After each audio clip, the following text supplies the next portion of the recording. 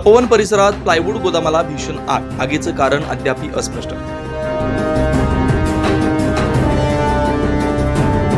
नाशिक शहरातील तपोवन परिसरात असलेल्या मारुती वेपर्स मागील प्लायवूडच्या गोदामाला भीषण आग लागली. रात्री 12च्या सुमारास ही आग लागल्याची घटना घडली.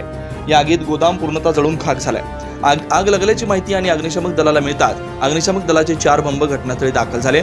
मात्र लाकूड असल्यानं आगीने रौद्ररूप धारण केलं.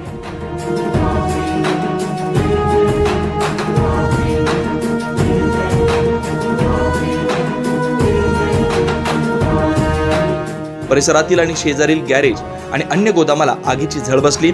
आगीचं कारण अद्याप अस्पष्ट झालंय. रात्री उशिरापर्यंत अग्निशामक दलाचे जवान आग विझवण्याकरता शर्थीचे प्रयत्न करत होते. 9 न्यूज महाराष्ट्र ब्युरो, नाशिक.